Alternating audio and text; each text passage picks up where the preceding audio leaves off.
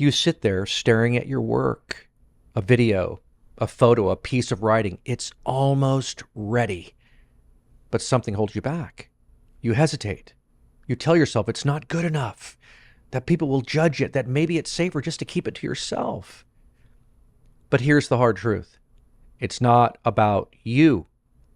That fear, that insecurity, that voice of self-criticism, it's all rooted in the idea that you're the center of the universe, that everyone is watching and waiting to critique your every move. But they're not. And that's freeing, if you let it be. Let me tell you a story about when I learned this lesson the hard way.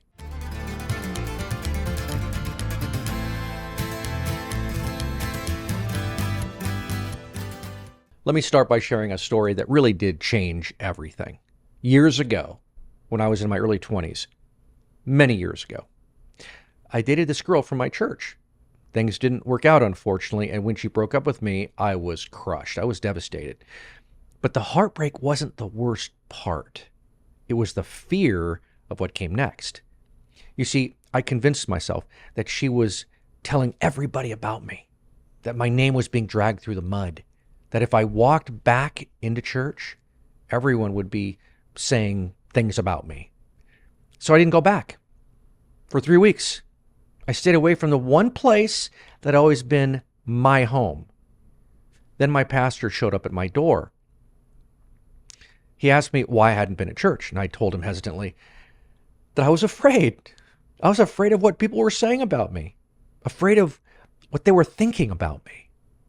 And that's when he hit me with a really hard truth that I'll never forget.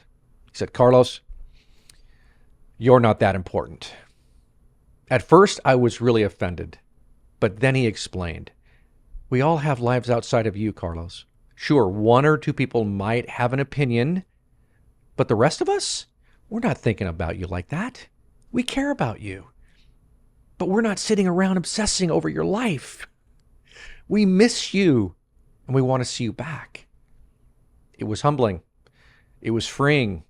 In that moment, you see, the world wasn't revolving around me, and that was a good thing. Now let's talk about the creativity connection. You see, when it comes to creativity, we often do the same thing. We make it about us. We overthink our work. What if they hate it? What if they criticize it? What if they ignore it? We tell ourselves that the stakes are so high that everyone will notice every imperfection, every flaw, every misstep. But the reality is, they won't. You see, the truth is, most people aren't sitting around thinking about you. They're busy with their own lives. And that's not an insult. It's actually a relief. It means the fear, the insecurity, the self-doubt, it's all noise. It's all ego. And that ego, it's stifling to you.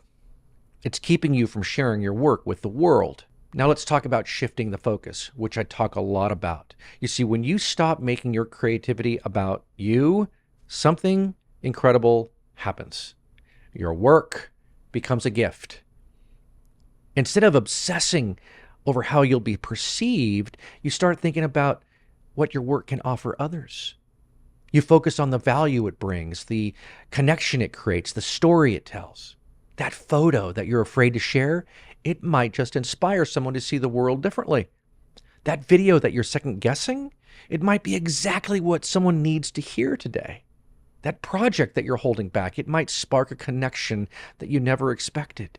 See, when you share your creativity, you're not just putting yourself out there. You're offering something meaningful to others. Now let's talk about letting go of fear and ego. Here's the truth.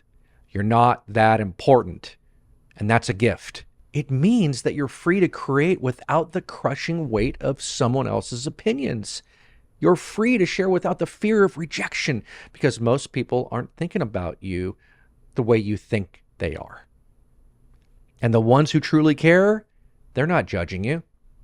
They're waiting for you. They're hoping to see what you've created, to experience the beauty and the meaning that you've poured into your work.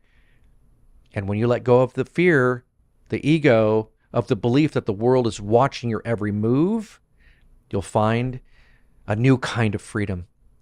The freedom to create, the freedom to share, the freedom to say, this isn't about me. It's about what I can give. So here's the challenge. Stop making your creativity about you and start making it about what you can share, what you can give, what you can inspire. Because the world isn't waiting to judge you. It's waiting to see what you'll create. Pick up your camera, pick up your pen, pick up your brush, share your work, and let go of fear and let the world see what only you can offer. That's where the real freedom lies. When your creativity is driven by fear, fear of failure, rejection, or falling short, it becomes a prison, not a pursuit. Creating to silence your insecurities or please others steals the joy that drew you to create in the first place. But when you release the need to be perfect, to impress, or to earn approval, you unlock the freedom to create authentically. True creativity isn't about proving your worth. It's about offering your vision, your passion, and your voice without any strings attached. And when you stop letting fear hold the pen, your work becomes fearless, impactful, honest, and finally free to inspire.